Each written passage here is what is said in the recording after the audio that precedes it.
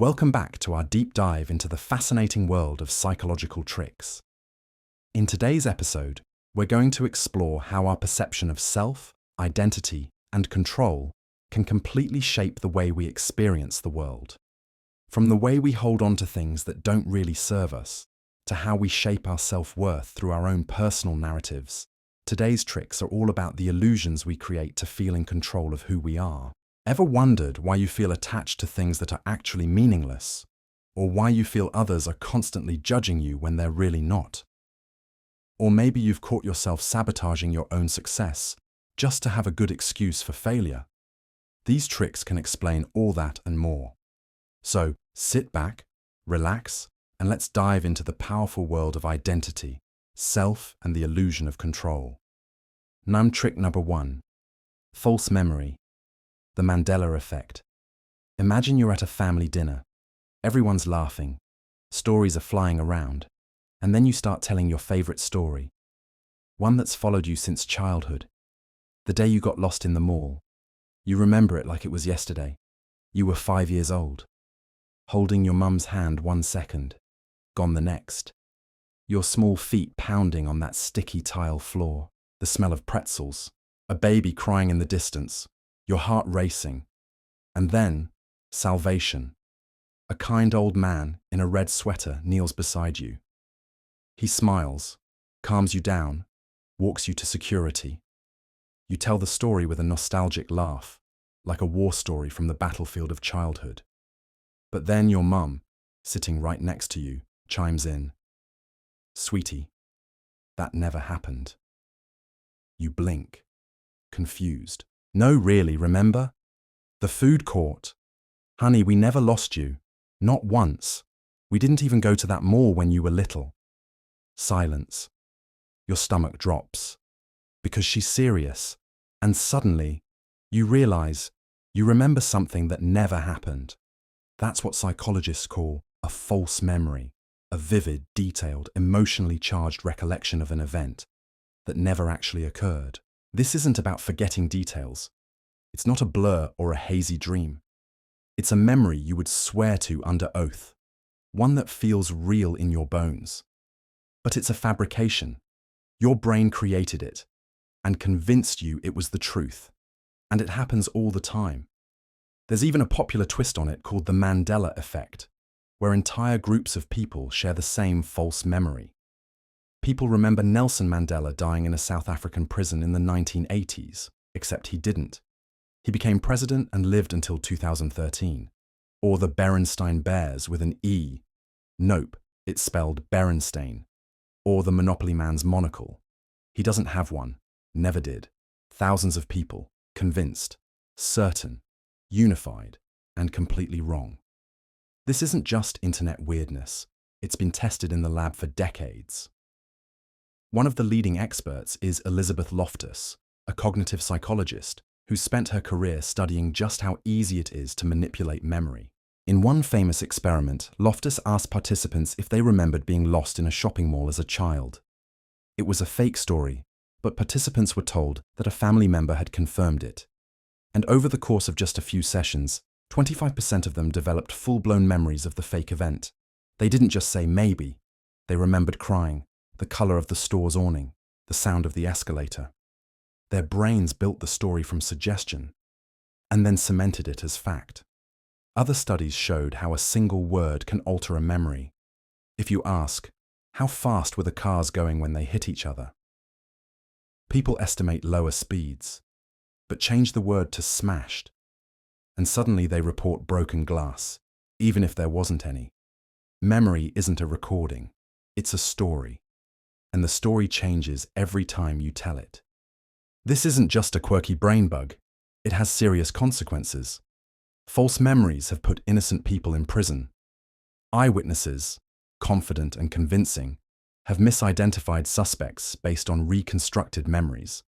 In the 1980s and 90s, the Satanic Panic swept through the US, fueled in part by recovered memories of ritual abuse. Many of those memories were later discredited as false, implanted during therapy. And yet families were destroyed, careers ended, children removed from homes, all because of memories that felt real, but weren't. And now, in the age of viral misinformation, it's easier than ever to implant collective false memories. All it takes is a well-edited video, a viral tweet. Suddenly, millions remember something that never happened. So here's the part that should really make you stop and think. If you can remember a mall that never existed, if you can recall a crime you never witnessed, if your brain can fabricate sights, sounds, smells, and emotions without you ever knowing it, that fight you had with your friend, did it go down the way you think it did? That betrayal you can't let go of, did it happen like that? Or are you just remembering a version of it your brain rewrote over time? Worse still, what if your most painful memory, the one that shaped your entire life, was never even yours to begin with? Trick number 2, change blindness. You're walking through a museum. You stop at a painting, a portrait of a woman in red. She's holding a book, staring out a window. You look at it for 10 full seconds, then walk away. A minute later, a museum staff member stops you. Quick question, what color was her dress? Red. And was the window open or closed? Open. They smile. Funny, the window was closed. And the dress? Blue. You go back. They're right. The painting changed, and you didn't even notice. This is change blindness, your brain's tendency to miss massive visual changes in your environment. We like to think we see everything around us in sharp detail, but in reality, we only process small chunks of the world, then stitch them together into a seamless experience. And when something changes outside of that spotlight of attention, we often miss it entirely. In a classic study by Simons and Levin, an actor approached random strangers on the street asking for directions. Partway through the conversation, 2 people walked between them carrying a large wooden door. Behind the door, the actor swapped places with someone else, a completely different person. New face, different height, new voice, and 50% of people didn't even notice.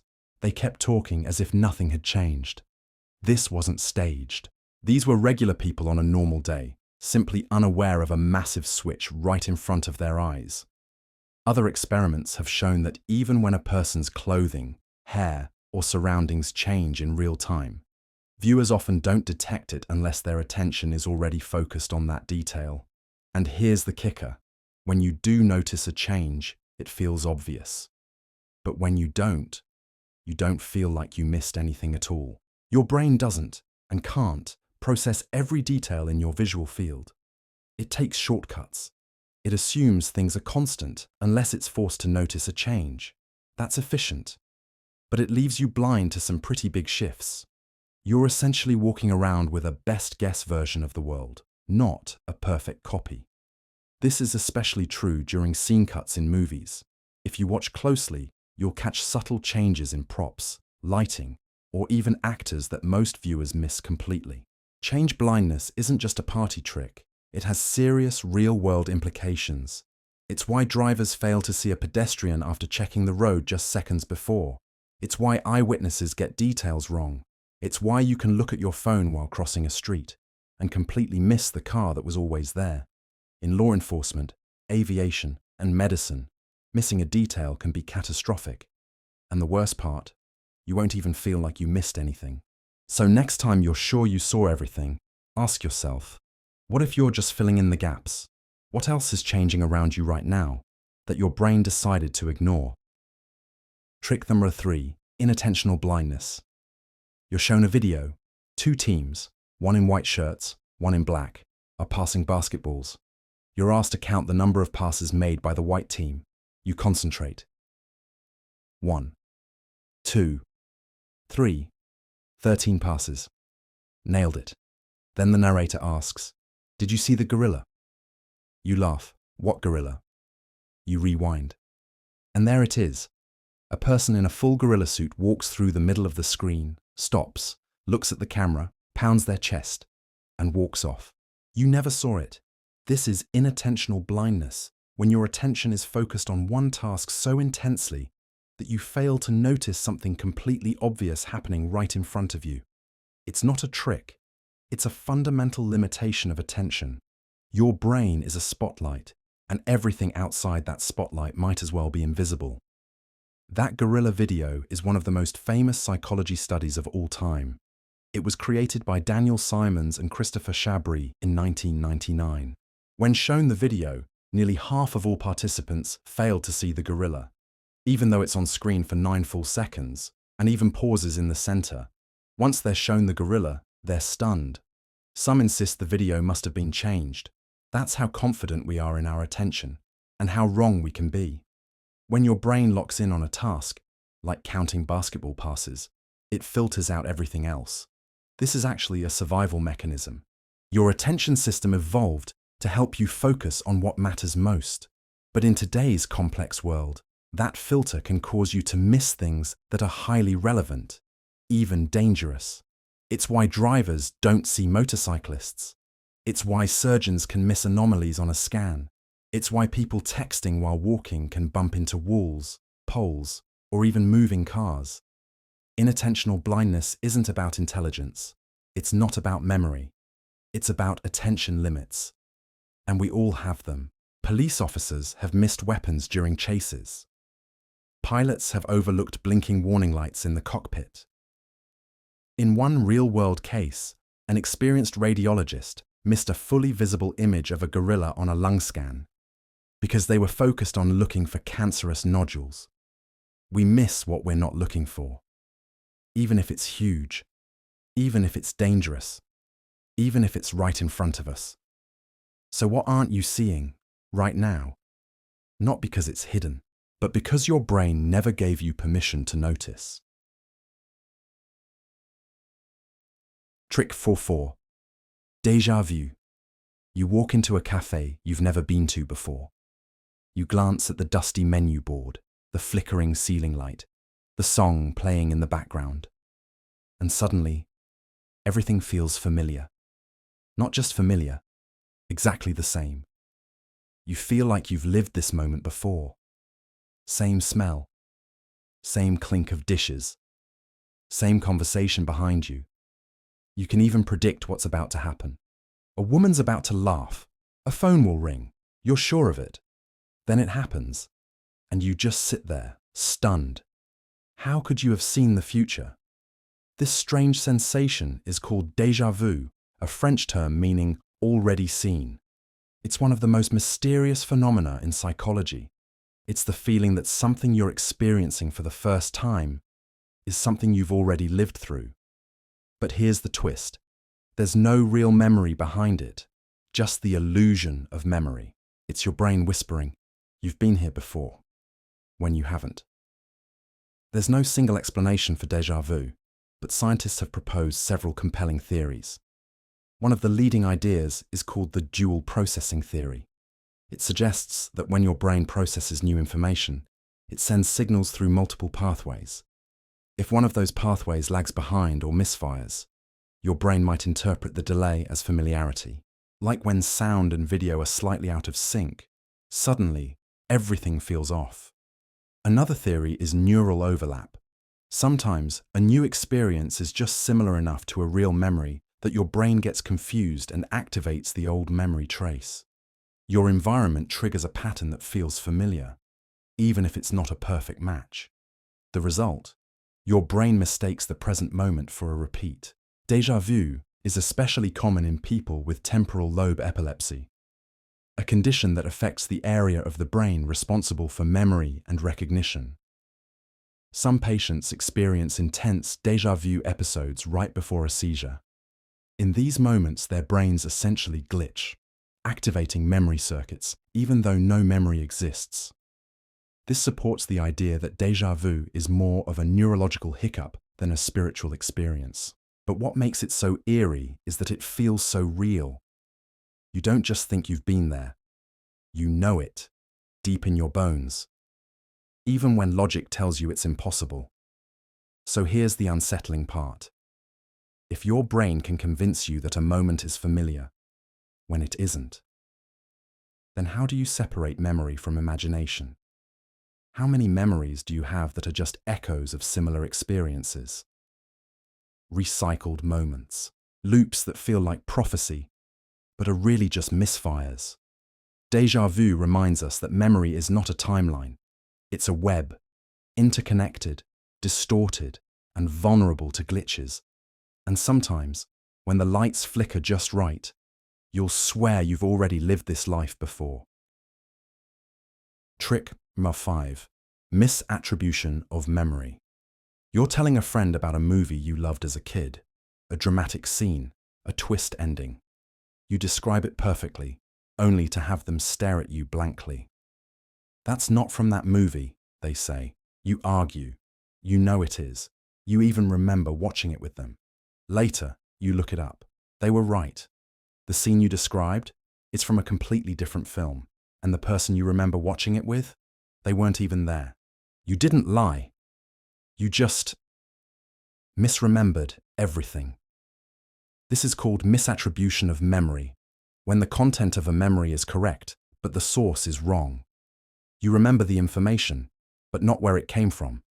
Your brain basically takes real memories, imagined events, media, or even dreams, and shuffles them like a deck of cards. The result? You end up with memories that feel real, but are stitched together from the wrong sources. Psychologists have tested this in countless ways. In one study, people read a list of words related to sleep: pillow, bed, dream, nap. But the word sleep itself was never on the list.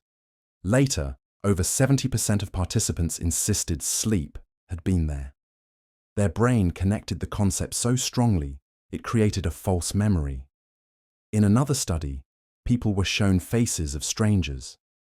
Later, when they were shown a criminal mugshot, they often misidentified a completely innocent face as the perpetrator because they had seen that face earlier. The memory was real, just misattributed. It's like recognizing a song, but crediting the wrong band. Your brain fills in the blanks with the closest match. Misattribution affects everything from your personal relationships to the legal system. Eyewitnesses may honestly remember a face, just not from the crime scene. You might remember a quote you heard online and think you came up with it, or tell a story that happened to someone else and believe it happened to you. Over time, memories blend. Dreams and conversations, movies and real life, truth becomes contaminated. So the question is, what stories are you telling yourself that never happened? Which moments are borrowed? From movies, from friends, from dreams?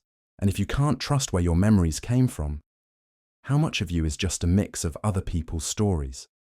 So far, we've explored just 5 psychological distortions, each one quietly rewriting your past, your present, and your sense of reality. And this is only the beginning.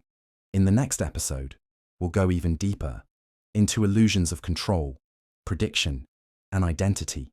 Because your brain isn't just lying about what you saw, it's lying about who you are. Trick number 6. Flashbulb memories. Where were you when you first heard about 9/11? Or when your favorite celebrity died? Or when you got that text that changed everything? Chances are, you remember the moment with crystal clarity. Where you were, what you were wearing, who you were with. It feels like someone took a mental photograph of that instant, frozen in time forever. That's a flashbulb memory. But here's the disturbing part. Even though it feels vivid and accurate, it's probably wrong. Flashbulb memories are vivid, emotional recollections tied to significant or shocking events. They're called flashbulb because they feel like a camera went off in your brain, capturing every detail.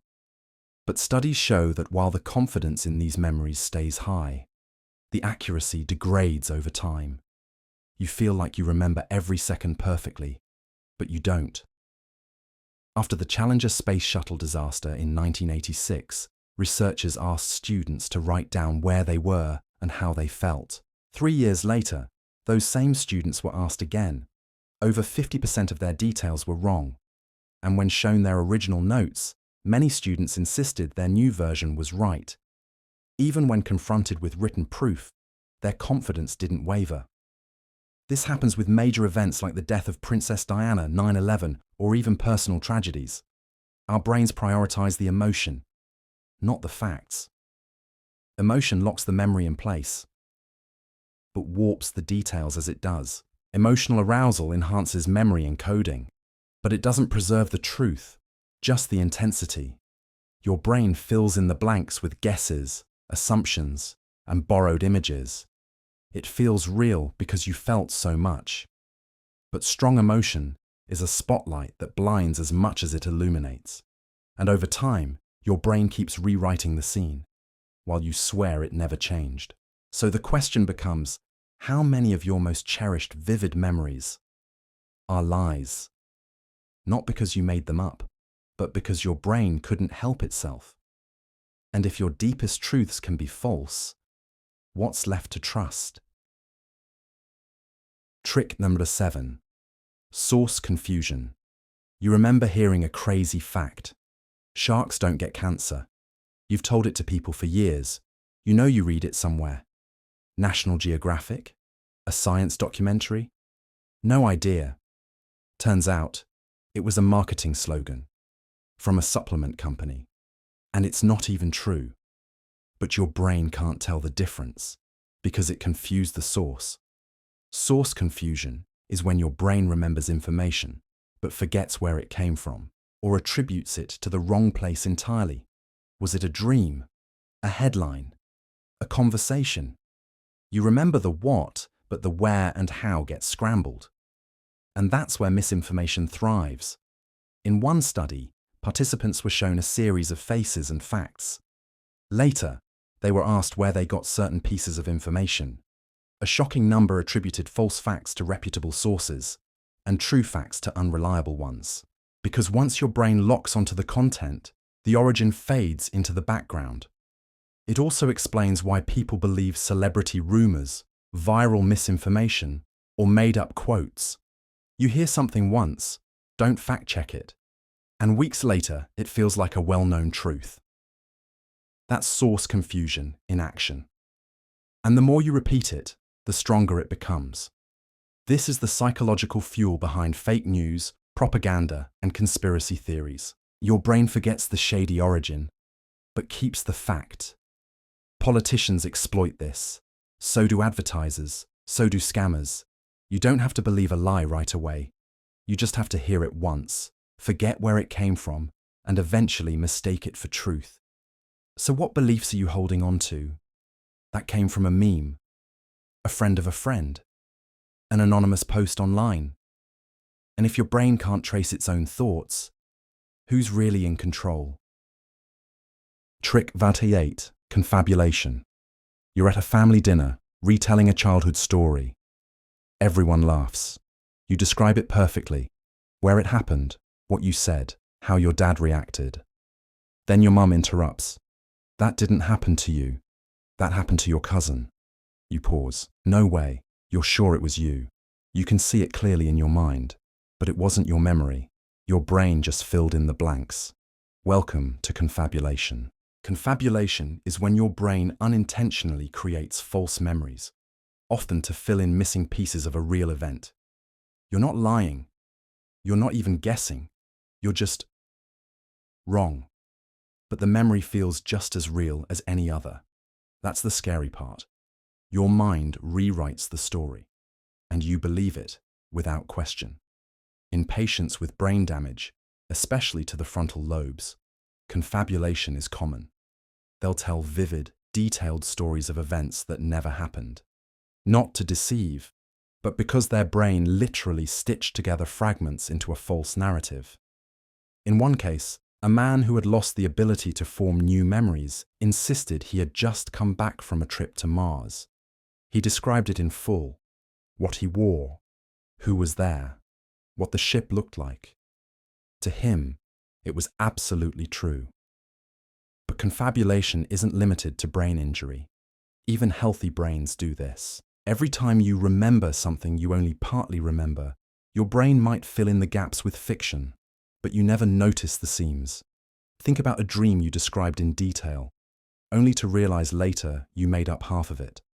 Or a conversation you swore happened, but no one else recalls it. Or the memory of a house from your childhood that doesn't match reality. We confabulate all the time, especially under pressure, in arguments, in therapy, in storytelling. You reconstruct the past as best you can, and what you lose in accuracy, your brain makes up for in confidence. So ask yourself, how many of your stories are real? How many of your beliefs are based on scenes that never happened? If your brain can fabricate a memory to protect your ego, fill in trauma, or avoid uncertainty, how can you ever be sure of anything you remember? Trick number 9, reconstructive memory.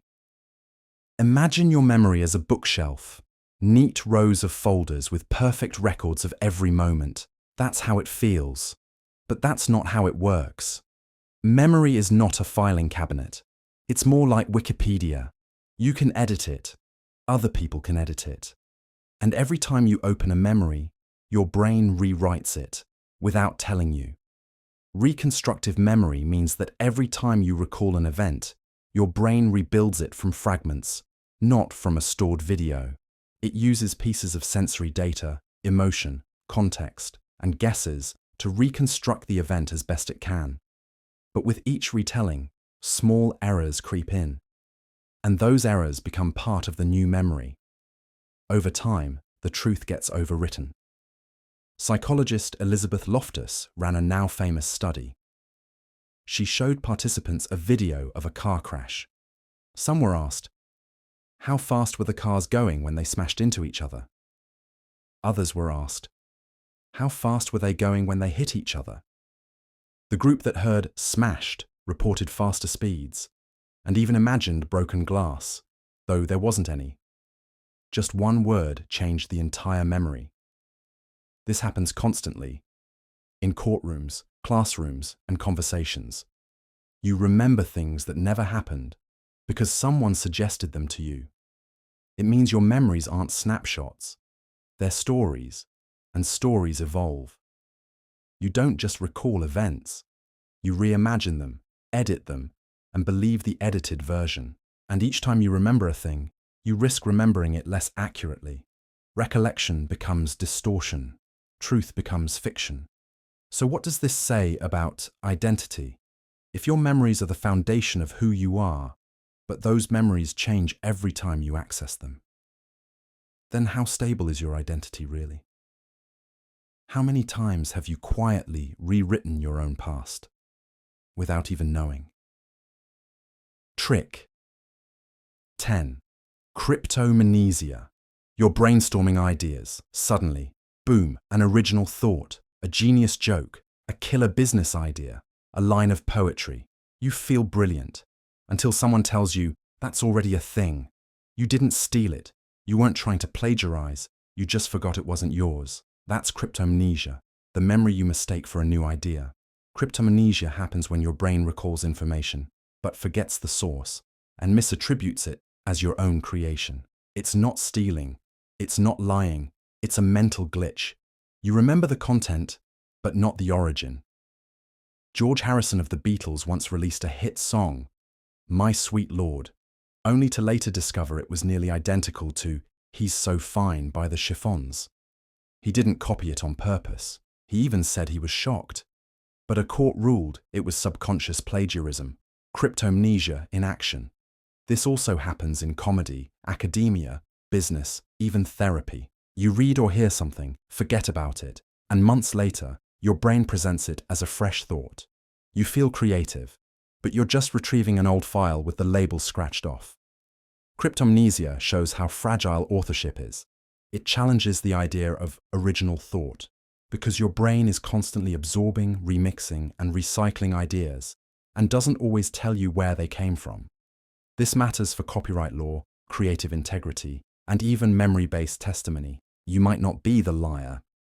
Your memory might be. So what ideas have you claimed that were never yours to begin with? What dreams or plans feel personal, but are just echoes of something you once heard? If your mind can gift wrap a memory as inspiration, how can you trust your own creativity? We've now uncovered 10 invisible tricks your brain plays on your memory, from forgotten sources to phantom ideas, from mental edits to full-blown fabrications. You're not broken. You're just human, and your brain, for all its brilliance, is not a camera. It's a storyteller, and sometimes it lies to protect you, or to entertain you, or just because it's easier than facing the truth. Next time, we'll dive deeper into illusions of choice, control, and belief, because the next trick your brain pulls won't be about what you remember. It'll be about what you believe. Trick number 1, confirmation bias. You're scrolling through your feed. An article pops up that totally proves your point. You share it. Another article disagrees with you. You skip it. Or maybe you click, just to get mad. Either way, your brain is feeding you exactly what you want. Reinforcement, not truth. That's confirmation bias in action. Confirmation bias is your brain's tendency to seek out, favor, and remember information that supports what you already believe, while ignoring or rejecting anything that contradicts it. It's not about facts, it's about comfort. And once a belief is planted, your brain builds walls around it. In one famous study, participants were asked to read fake studies about the death penalty. Some showed it worked, some showed it didn't. People accepted the studies that matched their views as solid evidence, and dismissed the others as biased or flawed. Even when the methods were identical, their belief didn't bend. In fact, it got stronger, because confirmation bias isn't about being right, it's about feeling right. This is the fuel behind echo chambers, tribal politics, and conspiracy thinking. Watch a flat earth video on YouTube. The algorithm gives you 5 more. Read one bad review about a product you already didn't like. Suddenly, that one review becomes proof.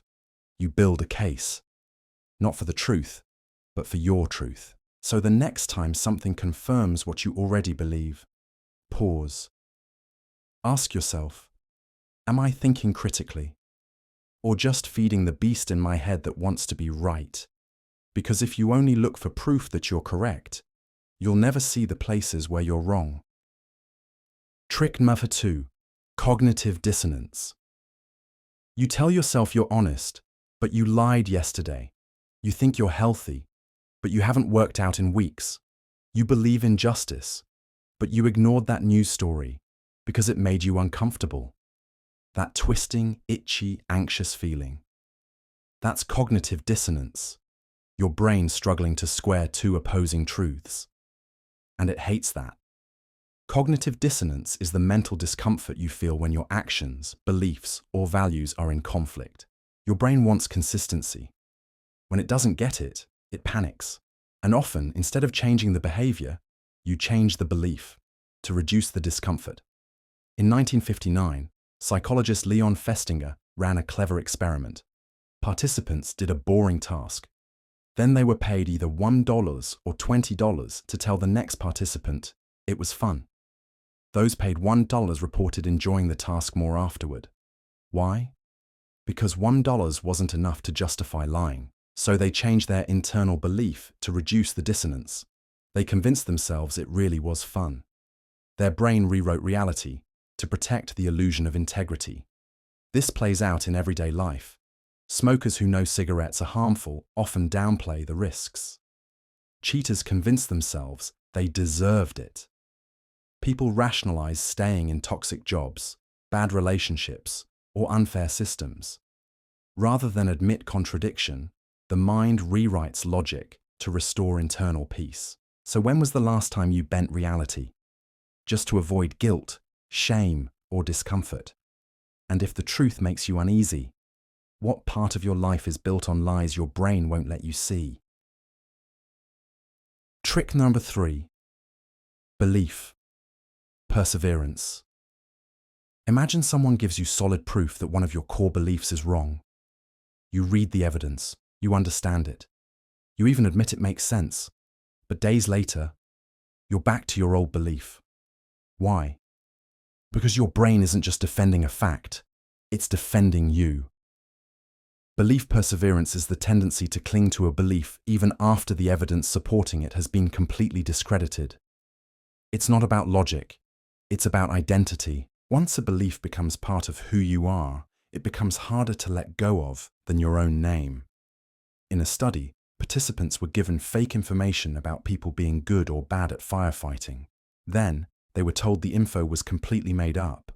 But later, those fake profiles still shaped their judgments, even after knowing it was false. The belief had taken root. It had rewritten their filter. This happens constantly, especially with political, religious, and personal identity beliefs. Once you've built a worldview, your brain defends it like a fortress. You see this in vaccine conspiracies, in climate change denial, in people defending public figures they admired, even after proven wrongdoing. Admitting the truth means rewriting part of yourself, and that feels like death. So your brain doubles down, even if it means believing in a lie. So ask yourself, what's one belief you still hold, even though the facts have changed? Are you defending the truth, or just defending yourself? Trick number 4, the backfire effect. You're arguing online. Someone posts a study disproving your claim. You read it, and now you believe your opinion even more. What just happened? You didn't change your mind. You locked it tighter. That's the backfire effect. The backfire effect is when being confronted with contradictory evidence doesn't change your belief. It actually strengthens it. Why? Because your brain feels attacked, and when threatened, it stops reasoning and starts defending. Brain scans show that when someone is presented with facts that contradict deeply held beliefs, the amygdala, the fear center, activates.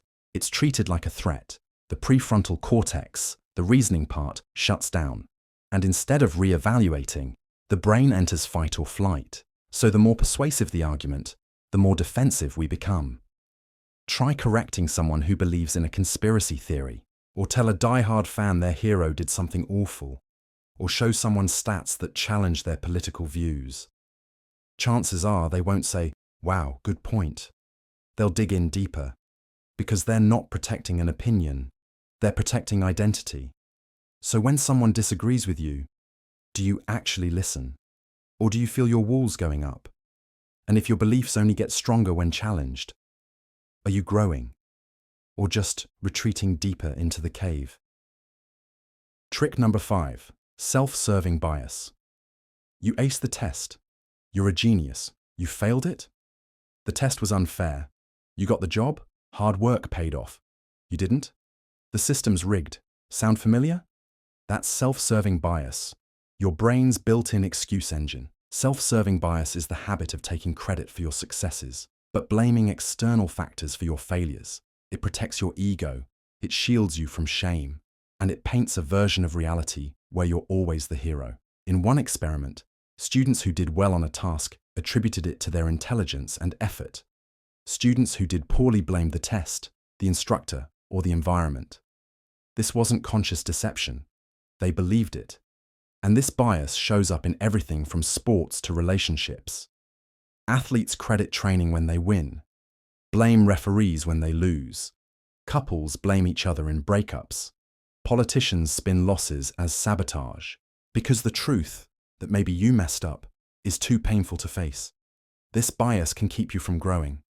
If you never take responsibility, you never learn. It also makes you harder to work with, less self-aware, and more fragile. Because if failure is always someone else's fault, you're never truly in control of your own life.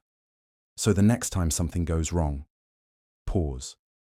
Is it really someone else's fault? Or is your brain just trying to protect your pride at the cost of the truth? Trick number 6, illusory truth effect. You hear a fact, then you hear it again, and suddenly you believe it's true, not because you checked it, but because it sounds familiar. That's the illusory truth effect, and it's terrifying. The illusory truth effect is the tendency to believe a statement is true simply because you've heard it before. Repetition, credibility, not facts, not logic, just how many times it's been said. In a study, participants were shown trivia statements. Some were repeated across sessions. Later, they rated repeated statements as more believable, even if they were false. This is why propaganda works, why fake news spreads, Why slogans stick. Your brain uses familiarity as a shortcut for truth. Think of phrases like, vaccines cause autism. Money is the root of all evil. Crime is worse than ever.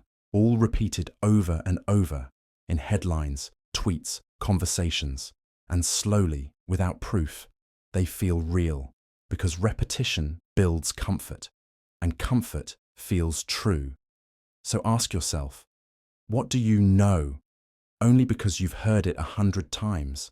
And if hearing something often is all it takes to believe, how much of your worldview was installed like a commercial jingle? Trick number 7, naive realism. You think you see the world as it is. You think your opinions are based on reason, and if someone disagrees, they must be ignorant, irrational, or biased. That mindset has a name, naive realism.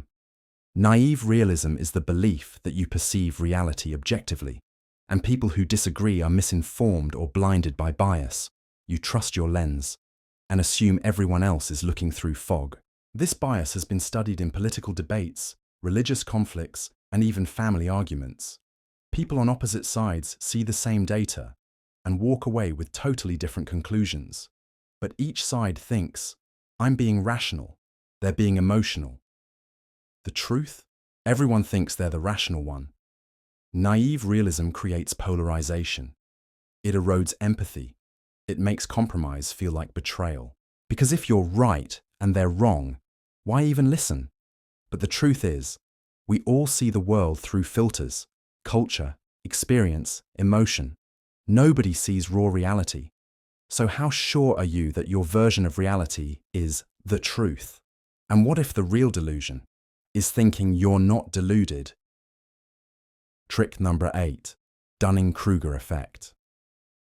Ever met someone who's totally confident about something, but dead wrong? They speak with authority, certainty, even arrogance. Meanwhile, the experts hesitate. They know what they don't know. That's the Dunning-Kruger effect.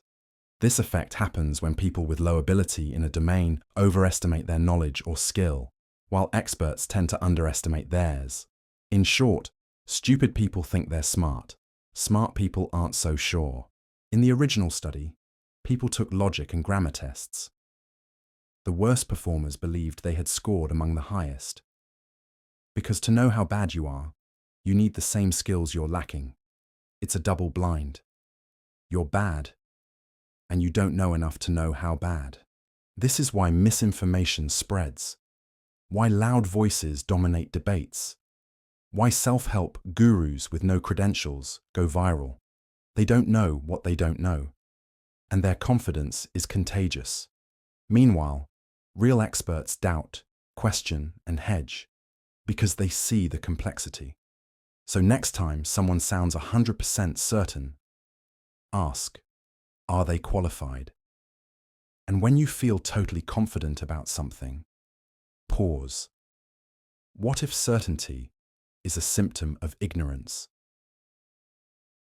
Trick number 9, just world hypothesis. You hear a story about someone suffering, and a quiet voice in your head whispers, they must have done something to deserve it. That's the just world hypothesis, the belief that the world is fair and people get what they deserve. It's comforting. It's also dangerous. This bias makes you believe that good things happen to good people and bad things happen to bad people. It gives you the illusion of order, a way to explain suffering, success, and injustice, but it leads to victim blaming and moral blindness. In experiments, people watch stories of victims being harmed. Many assume the victims must have done something wrong. Why? Because admitting that bad things happen for no reason was too disturbing. So they rewrote the story to make it make sense. To protect their sense of justice, they denied reality. We do this with the homeless, with people in abusive relationships, with victims of war, illness, or poverty. It's easier to think they must have made bad choices than to face the chaos of a random, unfair world. So what lies are you telling yourself to feel safe? And if the world isn't just, how much injustice are you ignoring just to stay comfortable? Trick number 10. Texas sharpshooter fallacy. A man shoots randomly at a barn, then walks up, draws a target around the bullet holes, and says, "Bullseye." That's the Texas sharpshooter fallacy, and your brain does it all the time. This fallacy happens when you focus on similarities in data and ignore the randomness. You find patterns after the fact, then claim they were meaningful all along. This is common in pseudoscience, astrology, and conspiracy theories. Someone sees 9/11 and says, "Look, 9 plus 1 plus 1, 11. Or, "Mercury was in retrograde, and I had a bad day." They ignore all the times the numbers or stars meant nothing. They draw the target after the shots. It's selective attention, wrapped in meaning. Data mining, cherry-picking, and false correlations fuel this fallacy. You find connections because you want to, not because they're real. In a world drowning in data, your brain becomes a pattern-seeking missile. But not every pattern is a message. Some are just noise. So the next time a coincidence feels cosmic, ask, am I seeing meaning? Or just drawing circles around chaos? Trick number 1, social proof. You're walking down the street. You see a crowd gathered, staring up at the sky. You look up too, without even thinking. What are they looking at? Doesn't matter. If they think it's worth looking at, your brain assumes it is. That's social proof, and it controls way more of your behavior than you think. Social proof is the psychological phenomenon where people copy the actions of others in an attempt to make the right decision. If others are doing it, it must be correct, right? It's the logic of the herd, and it's how we shortcut uncertainty. In one experiment, researchers had actors on a sidewalk look up at an empty sky. The more actors looking up, the more real passers-by followed suit. By the time 5 people stared upward, the majority of onlookers joined them. Why? Because humans are wired to trust consensus, especially in unfamiliar situations. This drives viral videos, restaurant choices, and even panic buying. Why do people run to buy toilet paper during a crisis? Not because they need it, but because everyone else is doing it. You look for cues in others' behavior and assume they know something you don't. Next time you follow the crowd, ask yourself, is this really the best choice, or just the safest looking one? Trick number 2, the spotlight effect. You trip in public. You spill coffee on your shirt. You give a speech and fumble a word. You feel like everyone noticed. Everyone's watching. Everyone's judging. But they're not. That's the spotlight effect. Your brain thinks you're the star of the show, but no one's even watching. The spotlight effect is the tendency to overestimate how much others notice or care about your appearance, mistakes, or behaviors. You feel exposed, but everyone else is too busy thinking about themselves. In a famous study, participants were asked to wear an embarrassing t-shirt, Barry Manilow to be exact, and walk into a room. They estimated that nearly half the group noticed. In reality, only about 20% did. The rest didn't care, because they were trapped in their own spotlights. You think everyone remembers that awkward thing you said 3 years ago? They don't. You're worried about your hair, your clothes, your zit. But everyone else is doing the exact same thing. Their focus is them, not you. So stop living like the world's watching your every move. The truth is, you're not the main character in anyone's story, but your own. Trick number 3. Groupthink everyone in the meeting agrees. Even though you have doubts, you keep quiet. They must know better, right? Or maybe you just don't want to rock the boat. That silence, that consensus. It might not be wisdom. It might be groupthink, and it kills critical thought. Groupthink is the tendency of group members to seek harmony or conformity at the cost of realistic appraisal. People suppress dissent to avoid conflict, which leads to worse decisions, even when they know better. NASA's Challenger disaster in 1986 is a tragic example. Engineers raised concerns about launch safety, but decision-makers ignored them. Why? Pressure? optimism, conformity. Everyone wanted the same outcome, so no one questioned it deeply enough. The result was catastrophic. Groupthink shows up in corporate decisions, government failures, cults, and even friend groups. A toxic idea goes unchallenged because no one wants to be that person. So the group moves as one, straight off a cliff. So the next time everyone agrees, pause. Is it consensus, or are people just too afraid to speak the truth? Trick number 4, the false consensus effect. You believe your opinions are common sense. You assume everyone thinks like you, until they don't. Suddenly you're shocked. How could they think that? Because the truth is, your view of the normal is deeply biased. That's the false consensus effect. This is the tendency to overestimate how much other people agree with you. You assume your values, beliefs, and behaviors are more universal than they are. In a classic experiment, participants were asked if they'd wear a sandwich board on campus to promote a cause. Those who agreed assumed most people would also agree. Those who declined assumed most people would decline. In both cases, they projected their own views onto the majority. You think everyone votes like you, consumes news like you, or uses the same social norms. But the world is more fragmented than your bubble suggests. You're not seeing reality, you're seeing a mirror. So next time you think, everyone knows this, ask yourself, have I actually checked, or am I just echoing my own little world? Trick number 5, obedience to authority. A man in a lab coat tells you to press a button. You hear screams from the next room. You hesitate. He insists. You press it. The screams continue. You just hurt someone because someone told you to. This isn't fiction. It's the Milgram experiment, and it revealed something dark about human nature.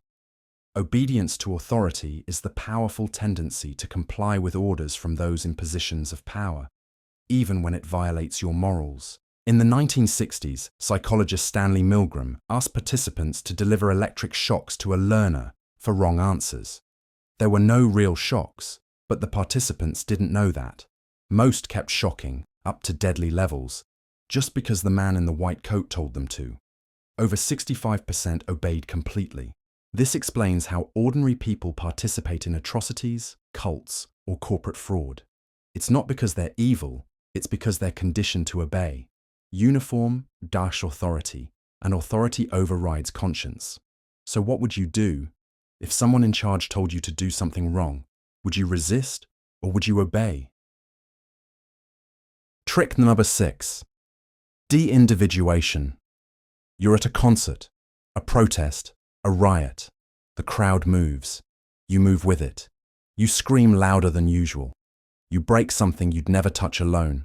That's de-individuation, when your sense of self dissolves into the group. De-individuation is the loss of personal identity and self-awareness in group situations, leading to behavior that's impulsive, emotional, or even violent.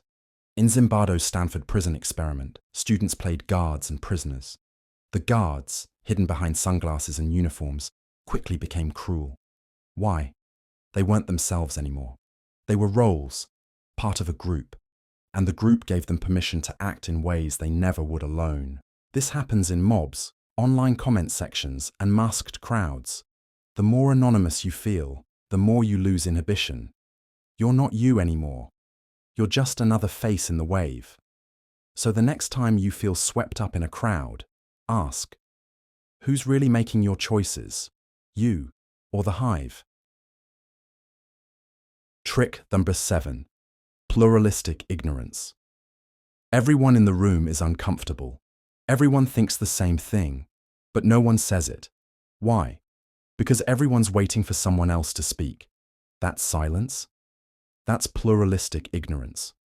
A group illusion, where everyone's pretending not to feel what everyone actually feels. It's when individuals wrongly assume that their private thoughts or feelings are different from those of the group, so they stay silent.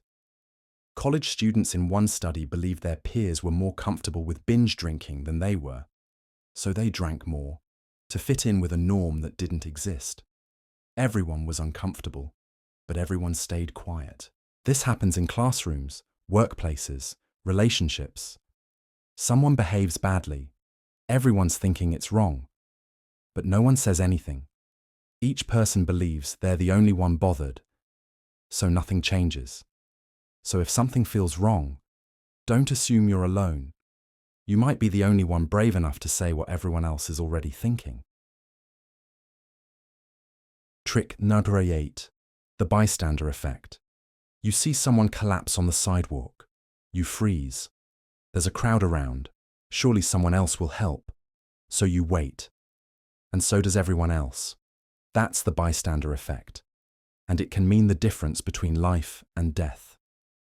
The bystander effect is the phenomenon where individuals are less likely to help in an emergency when others are present.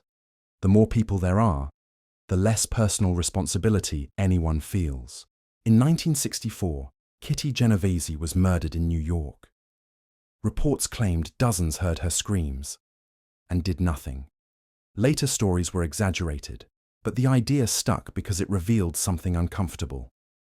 Crowds create diffusion of responsibility. Everyone assumes someone else will act. Online harassment, public fights, collapsed strangers, even fires. People watch, film, or freeze. The more people watching, the fewer step in. So the next time you think, someone should do something, ask yourself, what if that someone is supposed to be you? Trick number 9, the halo effect. He's attractive, so he must be smart. She's charming, so she must be competent. We make one positive assumption and let it color everything else. That's the halo effect, and it skews how we judge people every single day. The halo effect is a cognitive bias where your overall impression of a person, usually positive, influences your judgment of their other traits. One good trait: assumption of more. Participants rated essays written by attractive and unattractive people. Same essays. Attractive writers were judged as more intelligent, persuasive, and even moral. Their looks shaped how their words were perceived. This impacts hiring, dating, politics, and justice. Good-looking defendants get lighter sentences. Charismatic leaders are trusted more. We see one positive trait and project an entire fantasy onto them. So next time you trust someone, ask, do I trust their qualities or just the glow of the halo? Trick number 10. Social comparison theory. You were feeling good until you saw someone richer, fitter, or more successful. Now you feel small. That shift in mood, it's social comparison. Your brain measuring your worth against others, non-stop. Social comparison theory says we determine our value by comparing ourselves to others, usually those above or below us. It's not about objective success. It's about relative success. In studies, people were asked if they'd prefer to earn 50K while others earn 30K, or earn 70K while others earn 90K. Many chose the first option. Less money overall, but more relative status. We'd rather be the big fish, even in a smaller pond. Instagram, TikTok, LinkedIn, every scroll shows you curated perfection, and every scroll can chip away at your self-esteem, because your brain doesn't care what's real. It only cares who looks better. So stop chasing someone else's highlight reel. Comparison is the thief of joy, and your worth doesn't need a scoreboard. Trick number 1, anchoring bias. You're at a car dealership. The first price they show you is $40,000. You haggle hard and leave with the car for $34,000, feeling like you won. But was $34K ever a fair price? Or did that first number set a trap? That's anchoring bias, when your brain clings to the first piece of information and uses it as a reference point for everything after. Anchoring bias is a cognitive shortcut where we rely too heavily on the first piece of information we receive, especially in decision-making. Once an anchor is set, it skews everything else. In a famous study, participants spun a rigged wheel that landed on either 10 or 65. Then they were asked to estimate how many African nations were in the UN. Those who landed on 10 gave low estimates. Those who landed on 65 guessed way higher. Why? The number on the wheel had nothing to do with the question, but it anchored their minds anyway. Anchoring shapes negotiations, discounts, salaries, and even dating preferences. A shirt marked $100, now $40, feels like a bargain. But $40 was always the real price. It's a trick, and your brain falls for it every time. Next time you see a big number thrown at you, pause. Is it reality, or just your brain's new anchor? Trick number 2, the framing effect. Would you rather take a medicine with a 90% survival rate or one with a 10% death rate? Same numbers, very different reactions. That's the framing effect. How something is presented can completely change how you feel about it, even when the facts don't change at all. The framing effect is a bias where people decide based on how information is framed, positively or negatively, rather than the actual content. In a study by Tversky and Kahneman, people were told a disease would kill 600 people. Program A would save 200. Program B had a 1-3 chance to save all 600 and 2-3 chance to save none. People chose the certain option, but when framed as deaths, 400 will die, they suddenly preferred the risky choice. Same math, different frame, radically different decisions. 95% fat-free versus 5% fat. Half full versus half empty. Politicians, marketers, and news anchors all use framing to steer your opinion. And it works. So before reacting to how something is said, ask yourself what was actually said. Trick number 3, availability heuristic. Are plane crashes more dangerous than car accidents? Most people say yes, but it's wrong, statistically. Why do we think that? Because plane crashes make the news. Car crashes don't. That's the availability heuristic. Your brain judges probability by what's easy to remember, not what's true. The availability heuristic is a mental shortcut where we estimate the likelihood of events based on how easily examples come to mind. In one study, people were asked if more English words start with R or have R as the third letter. Most said start with R. Why? Because it's easier to think of rain or run than car or bird. Our brains mistake easy recall for actual frequency. Terrorism seems more common than it is. Shark attacks feel more frequent. Media coverage magnifies availability. Meanwhile, heart disease, an actual major killer, gets ignored. So next time something feels common, ask, is it common or just memorable?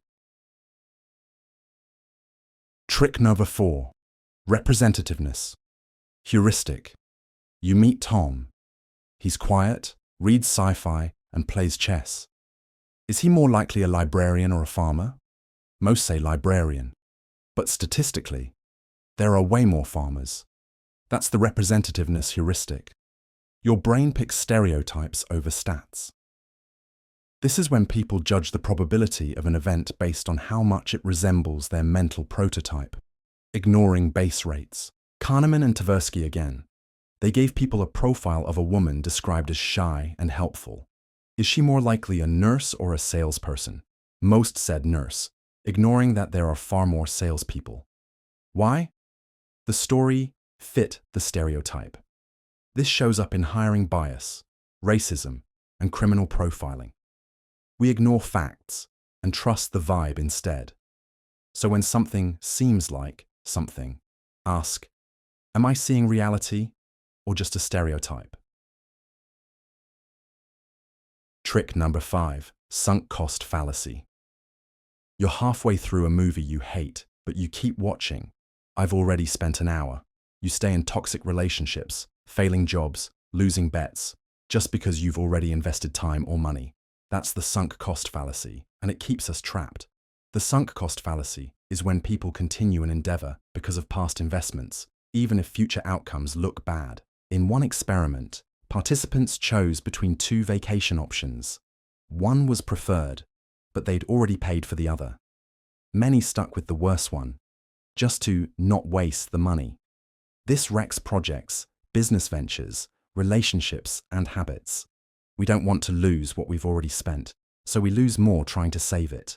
Remember, Money or time already spent is gone. Focus on what's ahead, not behind. Trick number 6, the Dunning-Kruger effect. The least skilled people often think they're the best. Meanwhile, the real experts, they're filled with doubt. That's the Dunning-Kruger effect. The terrifying truth that we're often too ignorant to realize we're ignorant. It's a cognitive bias where people with low ability overestimate their skill, and people with high ability underestimate theirs. In the original study, participants who scored in the bottom quartile on grammar and logic thought they performed above average. Those in the top, they rated themselves lower. Why? Incompetent people lack the insight to see their own gaps. We see it online, in politics, on social media. Loud confidence paired with low competence. Meanwhile, real experts speak cautiously because they know how much they don't know. So when someone's very sure of themselves, pause. Confidence doesn't equal correctness. Trick number 7, the gambler's fallacy. You flip a coin. It lands heads 5 times. What's next? Tails. Seems obvious, but it's a trap. That's the gambler's fallacy. The belief that past random events influence future ones. It's the mistaken belief that chance will even out in the short run, even though each event is still random. Roulette players bet big on red after a long streak of black. They think red is due, but every spin is independent. Casinos love this fallacy. It keeps people chasing a win that never has better odds. You've been rejected from jobs 5 times. You think the 6th must be different.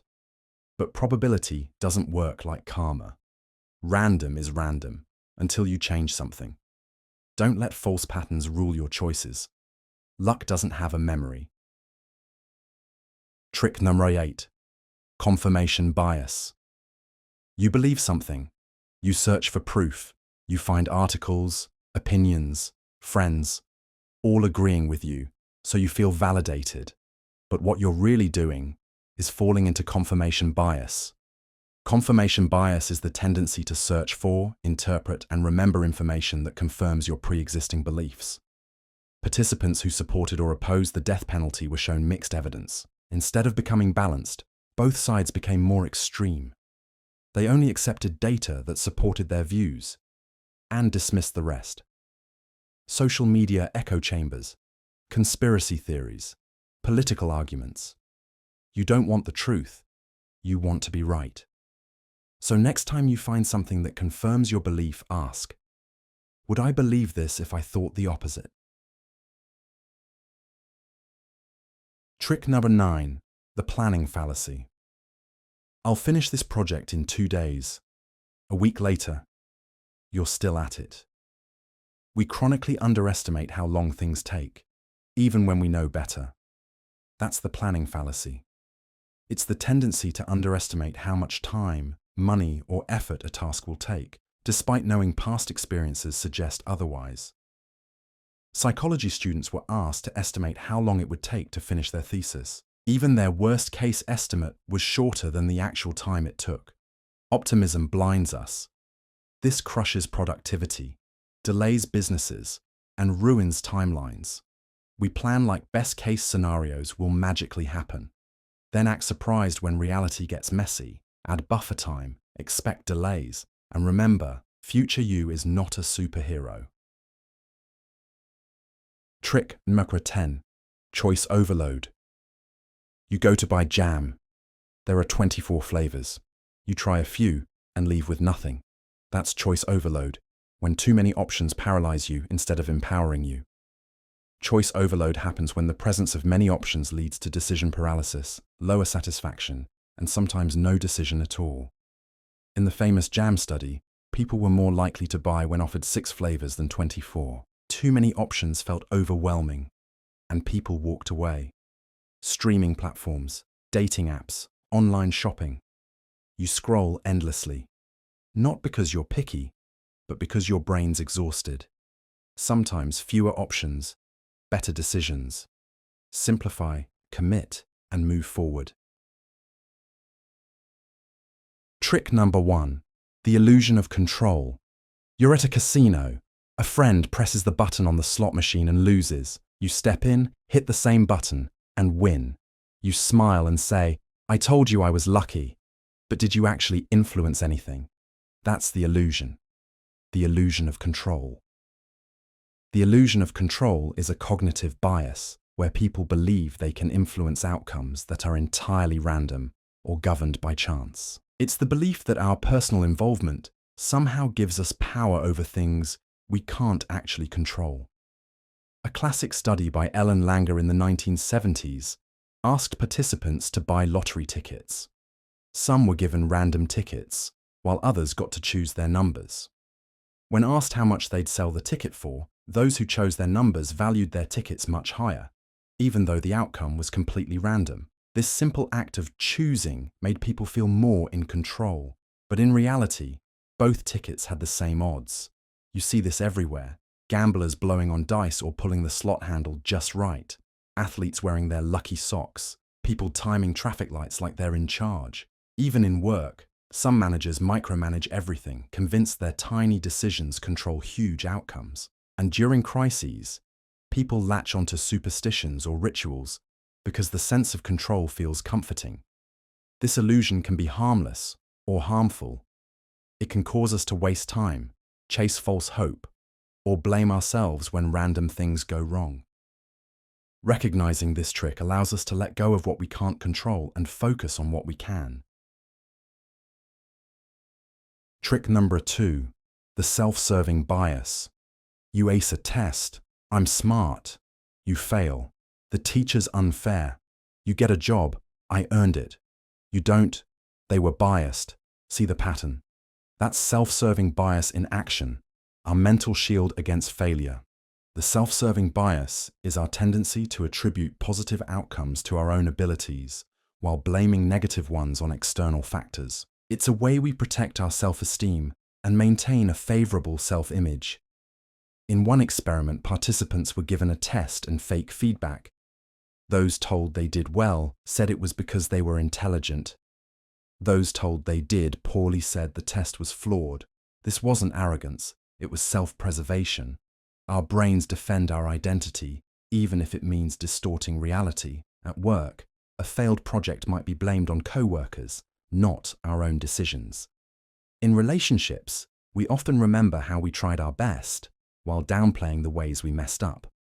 On social media, we present highlight reels and blame haters for criticism. It feels good in the short term, but long term, it blocks growth. To truly improve, we must break this bias. Ask, what part of this outcome was truly in my control? Owning both wins and losses is where real strength begins. Trick number 3, cognitive dissonance. You're a health-conscious person. You believe smoking is terrible. But you smoke. You justify it. It calms me down. I'm stressed. That uncomfortable tension in your mind? That's cognitive dissonance. Cognitive dissonance is the mental discomfort we feel when our actions and beliefs don't align. To reduce the discomfort, we either change our behavior or twist our beliefs to justify the behavior. In a 1959 study, participants did a boring task, then were asked to lie to the next person and say it was fun. Some were paid $20, others just $1. Surprisingly, those paid less were more likely to change their attitude and believe the task was fun. Why? Because they had less justification to lie. They had to shift their beliefs to reduce dissonance. You buy an expensive product that turns out to be bad. Rather than admit you made a mistake, you convince yourself it was worth it or not so bad. You stay in a toxic relationship telling yourself everyone has problems to avoid confronting the truth. Or you cheat on a diet, then rationalize with, I deserved a cheat day. Cognitive dissonance doesn't mean you're a bad person, it means you're human.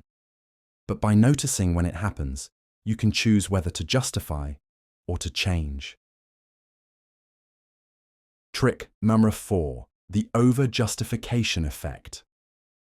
You love writing stories, then someone starts paying you. Suddenly, it feels like work. The joy fades. That's the over-justification effect. when external rewards kill internal motivation. The over-justification effect happens when giving someone a reward for something they already enjoy decreases their internal motivation for it. We shift from doing it for joy to doing it for reward. A famous study involved preschoolers who liked drawing. Some were promised a reward, others weren't. Later, the rewarded group drew less than before. The intrinsic love of drawing had been replaced by the expectation of a prize. This happens in jobs, hobbies, even parenting. A child who loves cleaning up might stop if they're constantly paid for it. A hobbyist photographer may burn out once it becomes their job. Even social media creators can lose their spark when they chase likes and sponsorships instead of creativity.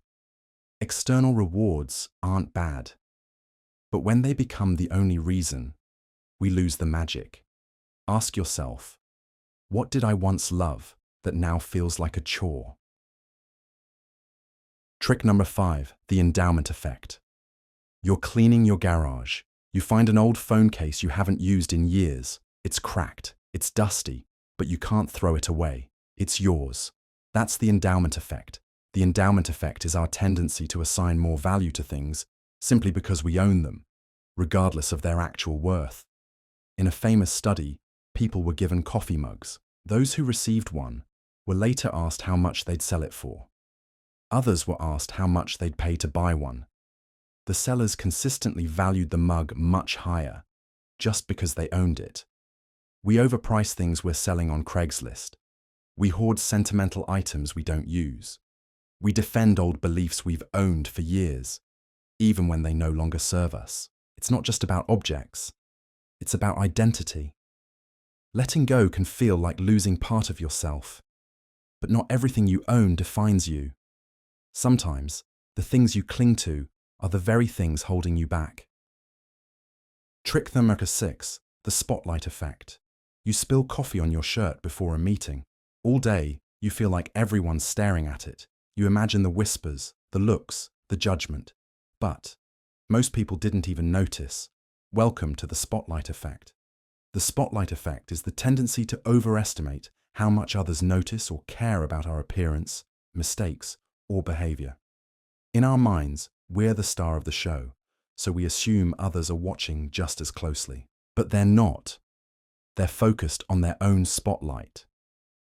In a classic experiment, students were asked to wear an embarrassing t-shirt, often one with a goofy image or unpopular celebrity, into a room full of strangers. Afterward, they estimated how many people noticed their shirt.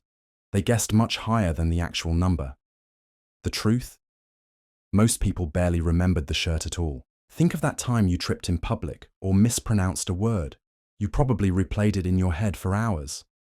But everyone else? They forgot it in minutes. The spotlight effect makes us self-conscious in social situations, gives rise to social anxiety, and holds us back from speaking, performing, or even just being ourselves. Here's the liberating truth. Most people aren't judging you because they're too busy worrying about themselves.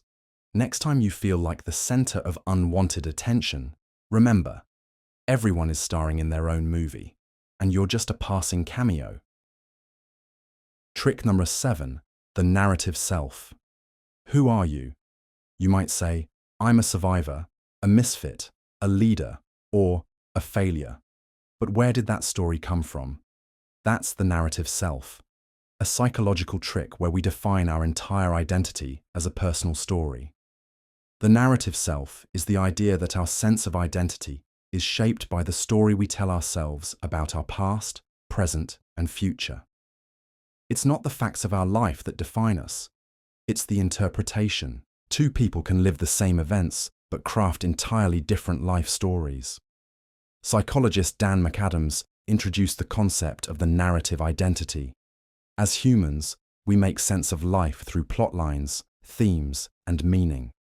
We frame ourselves as the hero, victim, villain, or some mix of all three. And we use this inner story to guide our decisions, expectations, and relationships.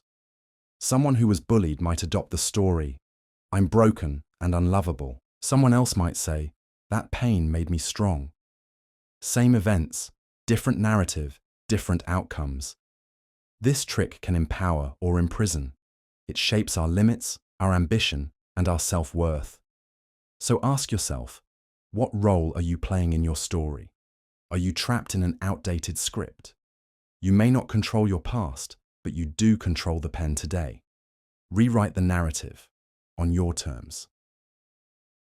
Trick number 8, the false consensus effect. You believe pineapple doesn't belong on pizza.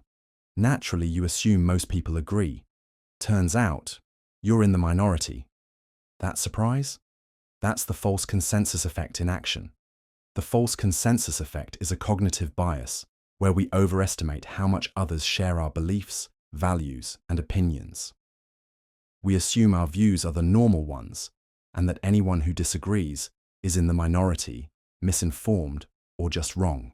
In one experiment, participants were asked to take a stance on a controversial topic, like cheating or censorship. Then, they estimated how many others would agree with them. Every time, people overestimated the level of agreement. This bias is rooted in ego and exposure.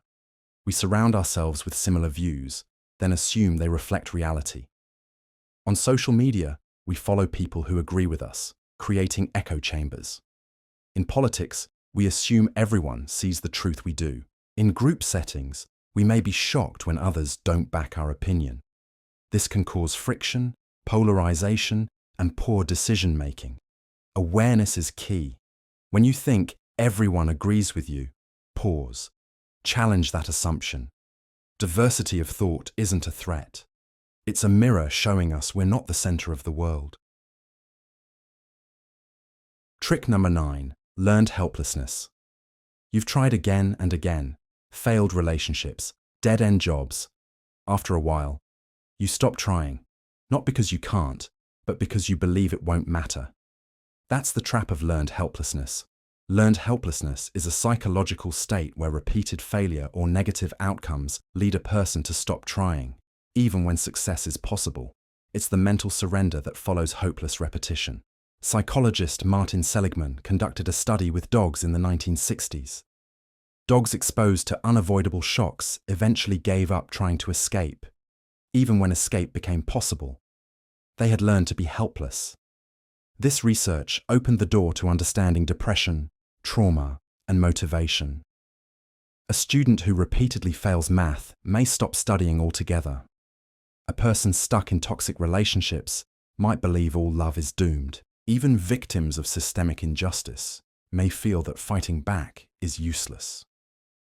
The cycle of failure creates a belief that effort is meaningless. But here's the truth. Helplessness is learned, and it can be unlearned. With support, new experiences, and belief, the cycle can be broken. Don't confuse the past with your potential. Trick number 10, the control paradox.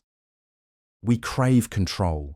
We micromanage, we plan, we predict, but the more we grip tightly, the more anxious we become. That's the paradox. The more control we demand, the less we feel in control. The control paradox refers to the idea that excessive attempts to control life can lead to stress, disappointment, and emotional instability, because total control is impossible. We exhaust ourselves chasing a fantasy. In psychology, this relates to the difference between internal and external locus of control. People with an internal locus believe they shape their fate. But when that desire for control becomes obsessive, it backfires. Perfectionism, OCD, and anxiety often stem from a desperate need to control the uncontrollable. A parent tries to control every detail of their child's life, only to strain the relationship. A leader micromanages their team and kills morale. You plan every moment of a vacation, but stress over delays ruins the experience. Control becomes a prison. True peace isn't about controlling everything. It's about knowing what to control and what to let go. As the saying goes, let go or be dragged.